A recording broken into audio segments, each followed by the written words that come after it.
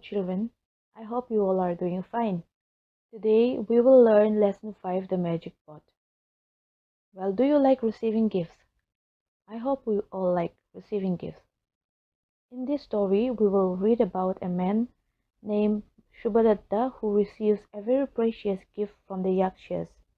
This tale is adapted from the Kathasarit Sagar or Ocean of the Streams of Story, a famous 11th century collection of Indian legends, fairy tales and folk tales by Somadeva.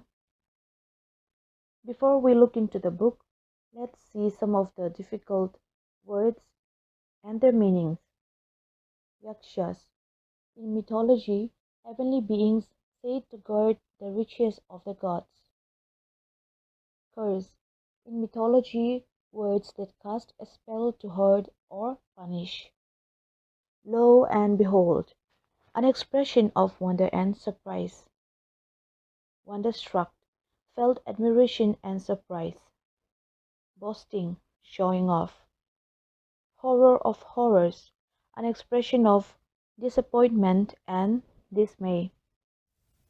In Pataliputra, there lived a poor woodcutter called Shubhadatta. One day when Shubhadatta was cutting wood in the forest, he saw four Yakshas dressed in beautiful silk clothes and shining jewelry. Shubhadatta was afraid that the Yakshas would get angry with him and curse him. His legs were trembling with fear. However, these Yakshas were kind people. The Yakshas looked at his torn clothes and thin body and decided to help him. They said to him, "Work for us for 1 month. We will reward you well and you will never be hungry again." But Shubhadatta was worried about his family. So he asked, "But what about my family?"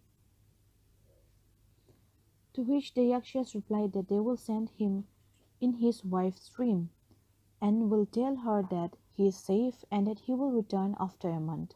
In the morning when she wakes up, she will find money and clothes by her side. Shubhadatta decided to go with the Yakshas because they seemed kind and promised to reward him. He helped them dress in silks which they produced out of nowhere. Then he laid out the plates, the golden plates, which too they produced magically. But there was no food. "There is no food, my masters," he said to the Yakshas. To which one of them smiled and said, "We know that, take this pot." And he gave Shubhadatta a beautiful pot. "Put your hand inside and make a wish. Whatever you want will come out of it." Then Shubhadatta thought of delicious pulao and put his hand in the pot. Lo and behold, he had rice in his hand. Then he thought of meat and other tasty food. The dishes appeared before him. "What a wonderful pot," he said after the meal. Shubhadatta worked with the Yakshas for a month. Then one day they said to him, "You have served us well. We will give you anything you ask for." "I will take the magic pot, my masters," said Shubhadatta. But what did the Yakshas tell him? The Yakshas said, "If you break the pot, it will return to us. Ask for something else." But Shubhadatta insisted on having the pot. So he said, "But I want the pot and nothing else." Then they gave him the pot. Shubhadatta took the pot and went home. His wife and children were very happy to see him back. He showed them the magic pot and drew out beautiful clothes and shining jewels from it. One day he told his wife that they should arrange a feast for all the neighbors, but they will not tell them where the food comes from. So they invited 100 guests and served them the most delicious food they had ever eaten. But won't the neighbors be curious? Yes, they were. So one of the guests asked, "You are just a poor woodcutter. Where did you get the money to buy such good food?" Shubhadatta grinned to himself but kept quiet. He was afraid that someone would steal his pot. But the neighbors were curious. They kept asking him. At last, Shubhadatta could not stop himself from showing off. So he brought out the pot and said, "See, the Yakshas gave me this pot, this magic pot, because I worked so hard. It gives me anything I want." Shubhadatta started dancing with the pot in his hand, and then, horror of horrors, the pot slipped from his hand and broke. He quickly started picking up the pieces to put them together again.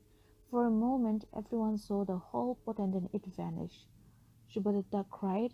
If only I had not been foolish enough to boast about the pot, it would still be here. What a fool I am! But nothing could bring the pot back now. Subhadetta went looking for the Yakshas many times, but he never saw them again. From this lesson, we learn that it is foolish to be boastful and proud. Had he not wanted to show off about his good fortune to all his neighbors, he and his family could have enjoyed the reward for his hard work. Thank you for listening, and please do check the school website where new assignments are being updated.